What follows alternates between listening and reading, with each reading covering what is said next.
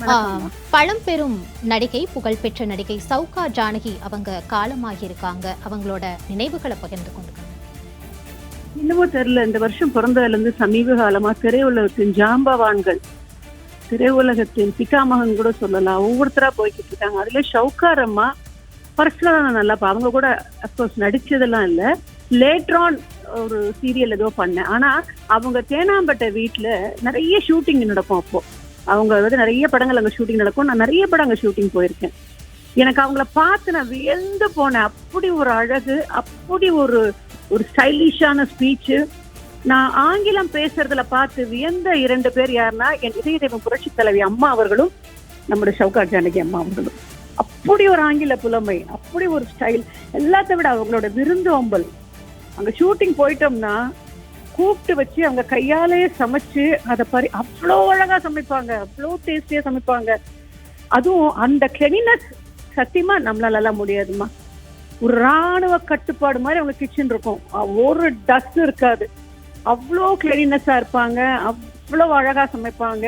அவங்க கையாலேயே அவ்வளோ பெரிய லெஜெண்ட், அவங்க அவ்வளோ பெரிய லெஜெண்ட், சாதனையாளர்னு சொல்லலாம். எவ்வளோ படங்கள் வாழ்க்கையில போராடி சொல்லுவாங்க. நான் பல போராட்டத்துக்கு பிறகுதான் என்னுடைய இந்த நிலைக்கு நான் வந்தேன். சின்ன வயசுலயே திருமணம் முடிந்து கையில் குழந்தையோட திரைத்துறைக்கு வந்து போராடி கஷ்டப்பட்டு ஒரு மிகப்பெரிய ஸ்டாரா வளம் வந்து அந்த அந்த பழமையை நினைச்சு பார்ப்பாங்க. தான் பெரிய ஸ்டாரு, தான் பெரிய ஒரு ஒரு டெலிகேட்னு நினைக்கவே மாட்டாங்க. She is a normal person. அப்படி ஒரு அவங்க அப்கோர்ஸ் ஒரு ஹோட்டல் கூட நடத்தினாங்க. அது ரொம்ப நல்லா, ரொம்ப டேஸ்டியா கூட இருந்தது. எல்லாத்த விட அவங்களுடைய அந்த அரவணைப்பு, அவர்களுடைய அந்த பழகிற விதம், அவர்களுடைய அந்த மற்றவங்களை சாப்பிட வச்சு அவங்க அழகு பார்த்த விதம். எப்போ என்னை பார்த்தாலும் என் இதய தெய்வம் அம்மாவை பத்தி நிறைய பேசுவாங்க. அவங்கள மாதிரி ஒரு தைரியசாலி அப்படின்னு ரொம்ப சும்மா அந்த காலத்துல சினிமால அம்மாவுக்கும் அவங்களுக்கும் அதெல்லாம் எனக்கு தெரியாது. ஆனா அப்படிதான் கிடையாது. சௌகா ஜானகி அம்மா என்னை பார்க்கும்போது அவங்க வீட்டுல, நான் சொல்றேன் அது பல வருடங்கள் ஆயிடுச்சு, ஷூட்டிங் போகும்போதெல்லாம் அம்மாவை பத்தி அப்படி புகழ்வாங்க. எவ்வளோ தைரியம், எவ்வளோ வீரம், என்ன டேலண்ட், என்ன நாலேஜ். அவங்களும் இவங்களும் சௌகா ஜானகி அம்மாவும் நிறைய புக்ஸ் படிப்பாங்க, சொல்லுவாங்க.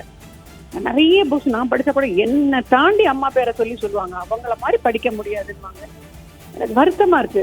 இந்த ஏன் வரிசையா கடவுள் இந்த மாதிரி ஒரு சாதனையாளர்கள் எல்லாம், அப்கோர்ஸ் அவங்களுக்கு ஏஜ் ஃபேக்டர் இருந்தாலும் இவங்கள மாதிரி இல்லை, இன்னும் நிறைய வருஷம் வாழணுங்கிறது தான் எல்லாரோட ஆசையா இருக்கும். உண்மையிலேயே இது அவரோட பழகினவங்களுக்கும் திரை உலகத்திற்கும் அவருடைய குடும்பத்தாருக்கும் மிகப்பெரிய இழப்பு. இப்படி ஒரு அழகான ஒரு ஆர்டிஸ்ட், இப்படி ஒரு டேலண்டட் ஆர்டிஸ்ட், இப்படி ஒரு விருந்தோம்பல் ஆர்டிஸ்ட் பார்க்கறது மிக மிக அபூர்வம். சௌகா ஜானகி அம்மாவுடைய மறைவு எனக்கு உண்மையில ரொம்ப ஷாக்கா இருக்கு. அவங்க அதுக்கப்புறம் நான் பார்க்கும்போது போய் பார்த்துட்டு இருந்தேன். அப்புறம் அவங்க பெங்களூர் ஷிஃப்ட் ஆயிட்டாங்க. முதல்ல மாதிரி அடிக்கடி பார்க்கறது இல்லை. ஒரு தடவை நம்ம ஜெயா டிவி பேட்டிக்காக கூட நான் சௌகா ஜானகி அம்மா போய் பார்த்தேன். உண்மையிலே மிகப்பெரிய இழப்பு, ஈடு செய்ய முடியாத இழப்பு. புரட்சி தலைவர் எம்ஜிஆரோட பல சக்சஸ்ஃபுல் பிக்சர்ஸ், நடிகர் தலைவர் சிவாஜி சாரோட பல சக்சஸ்ஃபுல் பிக்சர்ஸ், ஜெமினி சாரோட நடிச்சது, அவங்களோட ஒவ்வொரு படமும் அவர்களுக்கு வந்து என்னைக்குமே பேர் சொல்லக்கூடிய படங்கள்.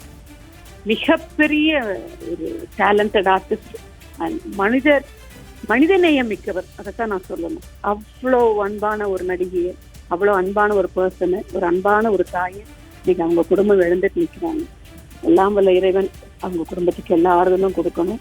மனசுக்கு ரொம்ப வேதனையா இருக்கு, உண்மையிலேயே வேதனையா இருக்கு. சச் அன் ஆக்ட்ரஸ் அவங்க. அதுக்கு அவங்களுக்கு நான் எப்படி தெரியல, எனக்கு எதிர்பார்க்கல. அப்கோர்ஸ் ஏஜ், உடம்பு சரியில்லை, ஹாஸ்பிட்டல் இருக்காங்கன்னு கேள்விப்பட்டேன். ஆனாலும் கொஞ்சம் வேண்டிக்கிட்டேன், இன்னும் கொஞ்ச நாள் அவங்க இருக்கட்டுமே, இன்னும் கொஞ்ச நாள் அவங்க வாழட்டுமே. கடவுள் என்னமோ தெரியல, கூப்பிட்டுக்கிட்டாரு. ஏழி சினிமா உலகம், அவருடைய ரசிகர்களும் என்னை போன்ற அவரை மிகவும் மனசார நேசிப்பது மிகப்பெரிய இழப்பு. மேம், இப்போ நீங்க நிறைய சொன்னீங்க. அவங்களோட விருந்தோம்பல், அவங்களோட கேர், அந்த பழகுற விதம் எல்லாமே அவ்வளோ ஒரு சிறப்பானதா இருக்கும் அப்படின்னு சொல்லியிருக்கீங்க. உங்களுக்கு மனதுக்கு மிக நெருக்கமான அவங்களோட சுவாரஸ்யமான விஷயங்கள் நீங்க பேசிக்கிட்டது, அந்த மாதிரி விஷயங்களை பகிர்ந்துக்கலாம். இல்ல, அம்மா வந்து நம்ம புரட்சியில அம்மா உதாரணமா சொல்லும் போது என்ன சொல்லுவாங்கன்னா, சரஸ்வதி, அவங்க ரொம்ப அழகா கூப்பிடுவாங்க, சரஸ்வதினு ஃபுல்லேன்னு சொல்லி.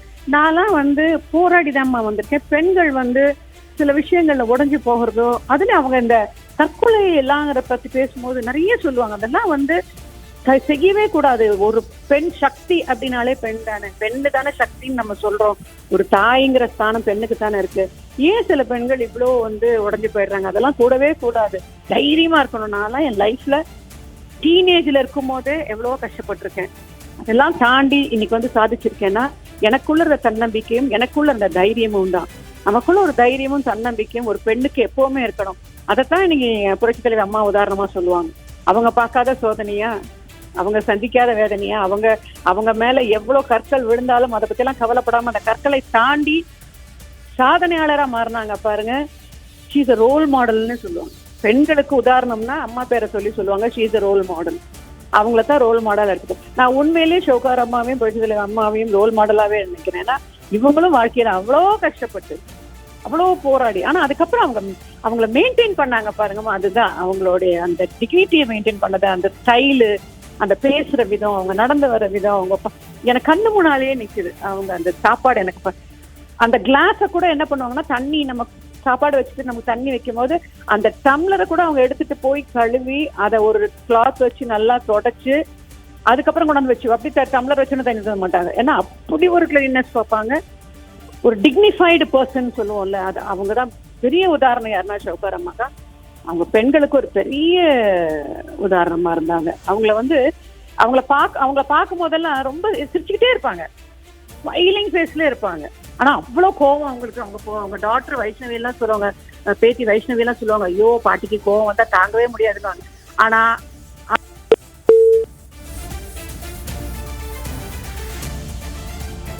மேம், இணைப்பில் உங்களோட நினைவுகளை பகிர்ந்து கொண்டமைக்கு நன்றி.